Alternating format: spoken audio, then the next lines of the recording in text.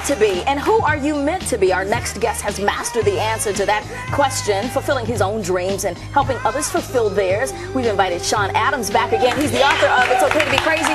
Sean, thank you for being here. Absolutely. And I do want to point out that Sean is going to be a part of a recurring series we're going to do here on Great Day SA to get you motivated and to get you thinking about the road to success. So we're excited about that. And send us your questions via chat, because in our next segment, we're going to take some of the questions and thoughts and observations you have and share with Sean. Sean, welcome back. Thank you for having me. I'm having a good time. Listen, for the people who might have missed you on our show the first time, just refresh us with a little bit about who you are, what you do.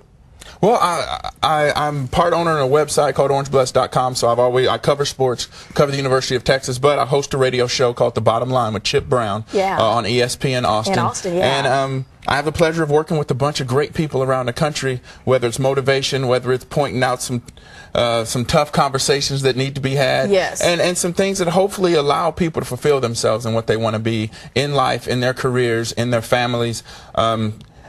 Life is pretty simple to me, but we complicate it with a lot of stuff. With a lot of stuff. And you really, I should point out that you were an NCAA All-American athlete, so you brought a lot of what you learned in your success as an athlete to your lifestyle, and you found that it was working. And not only was it working for you, but that you could go out and use it for other people, and it could also work for them. Well, I think so, because you're always trying to find something that people can associate themselves with, and sports is one of those things. So if you can take the lessons that we learn out of sports, and like I said, the lessons are more important usually than who wins and who loses. But if you can take those lessons, apply them to everyday life, you find the virtues that will allow you to be pretty successful. Yes, and I want to go over some of those in just a moment, because don't you find, Sean, that wherever we are in life, whoever we are, we should always be thinking about improving on some level and getting to the next level, be it personal growth, financial, professional, whatever it is, yes? Yeah, I do. And here's one of the things, and I don't ever want to offend anybody,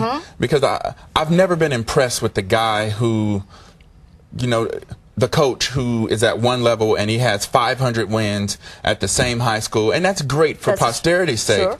But I've always said, if you're killing your job, if you're doing what you need to do, and you've maximized this one place, move on, evolve, take some risk, and do something bigger and have an effect somewhere else. Have an effect. Use some of those principles.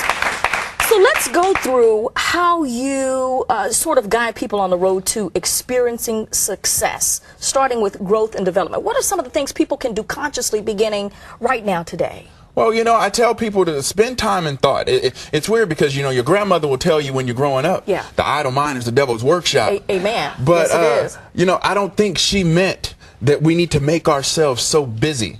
I don't think we spend enough time in thought thinking about our plans in life, how we want to affect life. We spend time being busy so that we don't think we're being idle. And I think we need to spend a lot of time in thought so that we can develop who we are, how we think about ourselves, and who we want to be as people. You know, as we talk about, we're two things. We're our societal function, which is how we make our money and pay our bills. But then the other side of that is our humanity, which is how we affect the little planet, and how we manage our corner of the sandbox. And I think people get in trouble when we mix up our humanity with our societal function, trying to define who we are by what's on our business card. That's good. That's good. Another thing that you say is live in the is and not in the was. A lot of people do that. We get stuck in what has already happened as opposed to what is happening right now. Well, look, I'm a guy that says you got to learn from the past. But, you know, Oscar Wilde said, every saint has a past, every sinner has a future. The powers of redemption are great.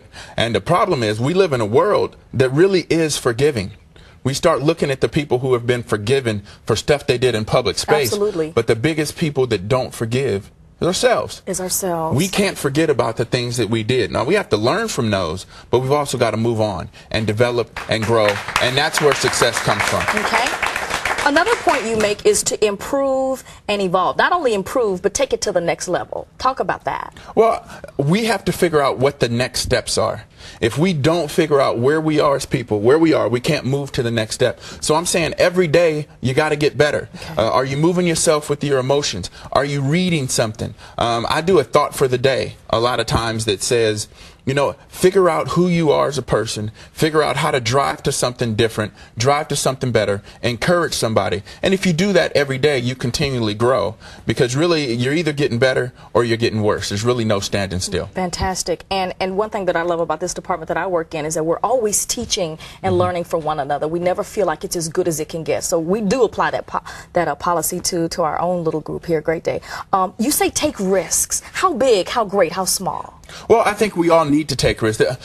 It's weird when you look at risk, you know, we go out on a limb because that's where the fruit is. So you go out on that limb and it might be small and it might be flimsy. And the thing is, when we take risk, we think about taking risk openly and in public. But really, when you're taking risk, you're going after a dream that really nobody sees but you. It's okay to be crazy. It's okay to be crazy. It's okay to jump out there, and it's okay to fail. And I think one of the reasons why we don't take risks is we're scared to fail. I failed more than anybody. I failed more than I succeeded. But you got to keep grinding. You got to keep trying, and you got to figure out ways to make yourself better so that those risks turn into probabilities, to turn into possibilities, and make things happen for you. I love these ideas, Sean. Well, when we come back, we're going to talk about how people can tackle something new. What are the first steps to improving their skills? We're going to have a whole lot more with Sean Adams. And we're taking your questions via chat when we come back.